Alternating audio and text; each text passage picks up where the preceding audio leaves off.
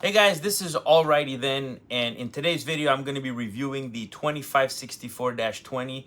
It's a right angle impact wrench from MILWAUKEE. It's the M12, so it uses this type of battery or the little smaller ones without this big piece here. So this one just has a little bit longer runtime. It's a 4.0. I believe the little ones are 2.0, so it has a little bit more of a runtime. This is what came inside the box. It was just the driver and the instructions. They do make them in 1/2-inch drive and I believe in 1/4-inch drive. So right off the bat, this thing weighs 2.8 pounds and all the weight is right here at the top. So if you look at the midpoint, all the weight is right here. So if I hold it right about there, you'll notice it's still really heavy. Now, once I put the battery in, it balances out okay. Now this can, for fastening, it has 200 foot-pounds of torque.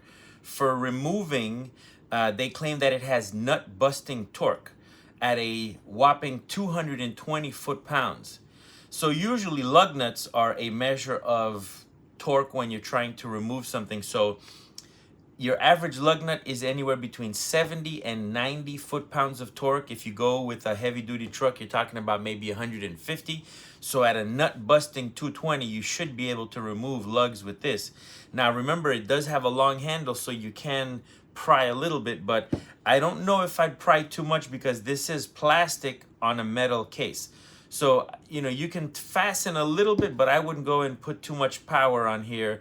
I would let the motor do most of the work. So I would not use this as a type of ratchet because you might break the bond between the metal and the plastic. It doesn't seem, you know, it is plastic, so it's not gonna go too well. Now, if you touch right here, you can put it on, you can alternate through the speeds. Speed 1, it'll do 550 RPMs.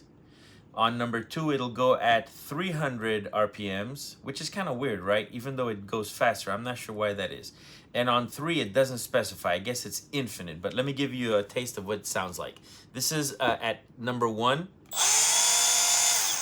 It does have variable speed, so I can start really slow to maybe start the bolt, and then I can go really fast to let it go. At number 2, you're gonna notice it's gonna go a little bit faster. Let you watch the tip. So that's a lot faster. And if we go to number 3, it'll go even faster. So if you have a really long bolt or something you want to screw in, then this would do the job. When it comes to impacts per minute, at 1 it has 350 impacts per minute. On speed 2 it has 700, and on 3 it has 600. Now, a fun fact, that if you put it on the 4th mode, it has 4 modes. On the 4th mode, it has an auto shut-off mode when you're removing the bolt, which means it's going to deliver a lot of power when you're trying to remove the bolt, but as soon as the bolt removes, it'll slow down for you. So on 4th mode, if I press it, you notice it started off kind of high, but then it slowed down a little bit. See that? So it's going to give you a lot of power beginning at the start, but then it's going to taper down. Now, one thing I like about this, ergonomically, it feels really good in my hand.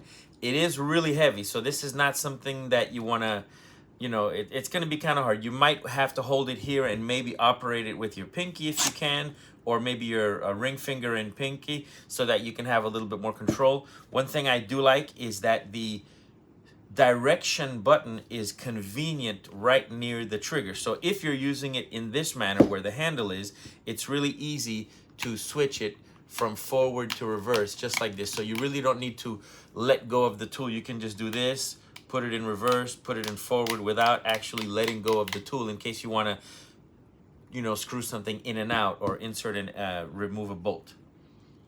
All right. So it's a 3/8 right angle impact wrench. It's got a little friction ring so that it holds on to the socket so that the socket doesn't pop out.